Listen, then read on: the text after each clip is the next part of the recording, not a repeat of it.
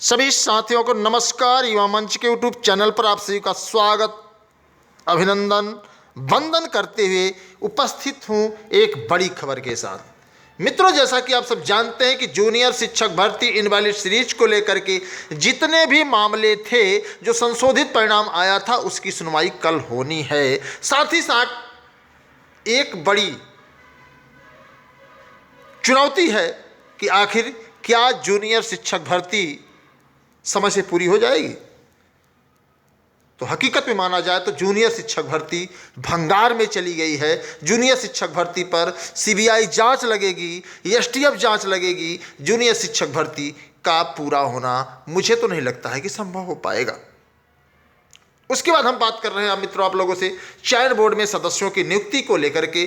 खास तौर से इस बात को आप लोग जानते होंगे, टेट 2021 कॉमन नंबर को लेकर के सुनवाई लगी है, जिसके बारे में आपको पता है। और तदर्थवाद पर न्यायालय, जो मेन प्रमुख मुद्दा है वो माध्यमिक शिक्षा सेवा चयन बोर्ड से है। और आपको बता दें कि चयन बोर्ड में सदस्यों की नियुक्ति को लेकर के जो मामला है वह माननीय न्यायालय में, मैंने आप लोगों को पहले भी बताया था और आज भी बता दे रहे हैं कि उसको कंटेम्प्ट कर दिया गया था। और आपको बता दें कि 25 तारीख को कोर्ट ने माध्यमिक के आला अधिकारियों से सवाल किया है कि 6 सप्ताह में आप लोगों ने कहा था कि चयन बोर्ड में सदस्यों का आवागमन हो जाएगा, लेकिन अभी तक ऐसा क्यों नहीं? आप इसको 25 तारीख को जवाब दीजिए। चलिए इसकी बात करते हैं अब हम तदर्थवाद पर। जैसा कि एक आदेश आपने देखा होगा, काफ़ी लोग, तमाम हमारे जो साथी हैं जिनकी संख्या वर्तमान समय में 14 लाख है, और आपको बता दें कि सिर्फ और सिर्फ सब लोगों का इसीलिए धरती पर जन्म हुआ है कि वो फार्म भरेंगे, अपने माँ बाप के खून पसीने की कमाई सरकार के खजाने को भरने में लगाएंगे, और उनसे दुनियादारी से कोई मतलब नहीं है। सिर्फ और सिर्फ कोचिंग में पढ़ें, न वो संघर्ष कर सकते हैं और न ही वो जो है संघर्ष का आदी बन सकते हैं। लेकिन हम आपको बता दें कि तदर्थवाद पर जो न्यायालय ने आदेश दिया है उसको मैं एक बार फिर से आप लोगों के बीच में रखना चाहता हूं। और इस बात को इसलिए रखना चाहता हूं कि जो भी हमारे तदर्थ शिक्षक साथी हैं वे भी युवा मंच के यूट्यूब चैनल से जुड़े हुए हैं, और वो भी इस बात को जानना चाहते हैं, हकीकत गहराई क्या है इसको भी जानना चाहते हैं। आखिर तदर्थवाद पर अभी हाल ही में 19 तारीख को जो आदेश निर्गत हुआ है, आखिर उस पर क्या बवंडर मचा हुआ है, आखिर उस पर क्या बौखलाहट है, आखिर उस पर क्या जो है सवाल जवाब हो सकता है। क्या प्रतियोगी छात्र माननीय न्यायालय में इसको चैलेंज कर सकते हैं, या फिर सरकार इसे स्वतः ही समाप्त कर देगी या उन्हें वेतन देगी? आइए हम बताते हैं कि आखिर 11 अंगा 11 क्या है। इस पर लगातार लोग 16 अंगा 11, आपको बताना चाहूंगा कि माध्यमिक शिक्षा अधिनियम 1921 की धारा 16 में एक नियुक्ति की प्रक्रिया को बताया गया है। और जो 16E11 कहिए चाहे अंगा 11 कहिए, ये अल्पकालिक रिक्त पदों के सापेक्ष उनको पूर्ण करने के लिए किया गया है। और ये क्या है?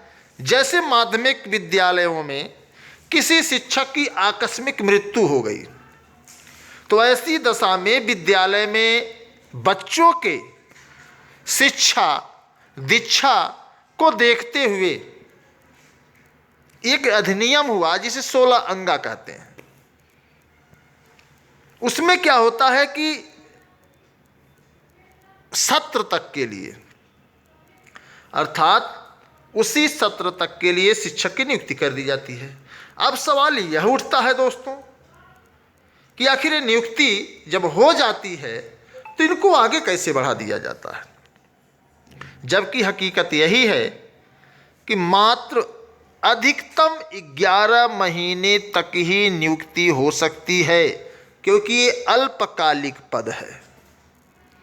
अल्पकालिक पद जैसे ही 11 महीना होता है, वैसे ही वो पद जो उस पर चयनित अल्पकालिक शिक्षक होता है उसका क्रियाकलाप समाप्त हो जाता है, अर्थात वो पद ही समाप्त हो जाता है। अब सवाल इस बात को लेकर के है कि आखिर ये लगातार अल्पकालिक पदों पर कंटिन्यू बने क्यों हैं? तदर्थ शिक्षकों की नियुक्ति क्या होती है? यह मौलिक पद पर नियुक्त होते हैं और यह कह करके होते हैं कि माध्यमिक शिक्षा सेवा चयन बोर्ड हमारे स्थान पर शिक्षकों को नहीं भेजा है। वीडियो में बने रहिए, वीडियो को अधिक से अधिक शेयर करिए और मैं अब आगे आपको दिखा रहा हूँ वह आदेश जो 19/11/2022 को आप लोगों के दिलों की धड़कनों को बढ़ा देने वाला होगा।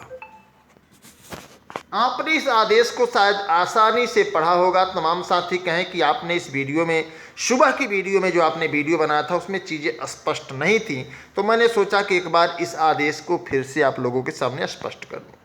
मित्रों ध्यान से देखिए और मैं आपको ध्यान से सुना भी रहा हूं और आप लोगों से निवेदन है भैया कि आप लोग वीडियो को अधिक से अधिक शेयर कर दीजिए। आइए दिखाते हैं आप लोगों को।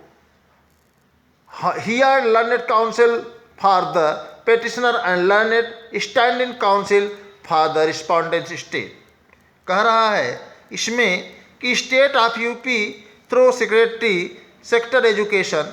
तो इसको आप लोग जानते हैं कि जो इसमें पेटिशनर है, याचिकाकर्ता है श्री पवन कुमार पांडे, याचिकाकर्ता के विद्वान अधिवक्ता और प्रतिवादी राज्य के विद्वान अस्थायी अधिवक्ता को सुना। किसने सुना? स्टेट। दूसरा नंबर आप देखिए, while interning at the read petition. अब इसको आप क्या पढ़ेंगे, इसको मत पढ़िए।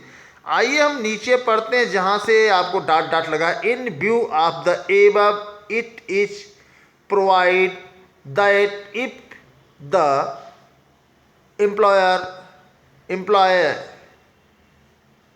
relationship subsists। तो इस पूरे को मैं अर्थ आपको बता दे रहा हूँ। इसमें यह कह रहा है तद अनुसार, अर्थात इसमें सीधे सीधे ऊपर कहा है कि 22/1/2009 which is being acquired below. कह रहा भैया कि रीट को स्वीकार करते हुए अंतरिम आदेश 7/12/2006 के आदेश द्वारा प्रदान किया गया था कि नीचे उद्धृत किया जा रहा है। क्या किया जा रहा है आप उसको ध्यान से समझिएगा। तदनुसार प्रतिवादी को निर्देशित किया जाता है कि वे याचिकाकर्ता को वर्तमान वेतन का भुगतान करें और आयोग से विधिवत चयनित उम्मीदवार के कार्यभार ग्रहण करने तक मासिक वेतन का भुगतान करते रहे। ये हुआ आपका दूसरा नंबर। अब हम तीसरे नंबर को आपका अर्थ बता रहे हैं, आप इसको समझिए। Controversy involves in the percent. अब हम इसको बता रहे हैं तीसरे नंबर का। वर्तमान रीट, ध्यान से समझिएगा आप लोग कि वर्तमान रीट याचिका में शामिल विवाद खंडपीठ का ध्यान खींच रहा था। इसके बाद मामले को 2014 की रीट याचिका संख्या 655, आप ध्यान से देखें, petitioner number 655 of 2014 Abhishek Kumar Tripathi, अभिषेक त्रिपाठी बनाम यूपी राज्य, हालांकि सचिव माध्यमिक शिक्षा लखनऊ और अन्य शीर्ष से बड़ी बेंच को भेज गया था, जिसमें दिनांक 17/12/2017 के आदेश पर द्वारा तय किया गया कि 2015 को इस निर्देश के साथ प्रबंधन समिति को नियुक्ति करने का कोई अधिकार नहीं है, इसलिए सभी नियुक्तियों को अवैध ठहरा दिया गया था। आप समझिए कि illegal, were held to be illegal. आप देखिए सभी नियुक्तियों को इल्लीगल ठहरा दिया गया। चौथा नंबर है मामला माननीय सर्वोच्च न्यायालय 2016 में सिविल अपील संख्या 8300/2016 में संजय सिंह व अन्य बनाम यूपी राज्य अन्य शीर्ष से गया। इसमें एक निर्णय के माध्यम से माननीय सर्वोच्च न्यायालय ने यह निर्देश किया कि 16E11 के तहत तदर्थ आधार पर नियुक्ति शिक्षकों को वेटेज देकर विशेष अधिकार लागू करते हुए नए सिरे से चयन की कार्यवाही शुरू की जाए। माननीय उच्च न्यायालय द्वारा जारी निर्देश के अनुसरण में विशेष अधिकार कार्यवाही शुरू की गई और उन उम्मीदवारों से आवेदन आमंत्रित करके चयन किया गया जो मुकदमेबाज के पक्षकार थे। उनका परिणाम घोषित कर दिया गया और चयन प्रक्रिया पूरी कर ली गई है। अब इस संबंध में सीधे सीधे समझिए कि माननीय सर्वोच्च न्यायालय के समक्ष रिपोर्ट भी प्रस्तुत कर दी गई है कि माध्यमिक शिक्षा सेवा चयन बोर्ड द्वारा 2021 में तदर्थ शिक्षकों के पदों पर नियुक्ति प्रक्रिया पूर्ण कर ली गई है। इसे आप लोग जानते हैं।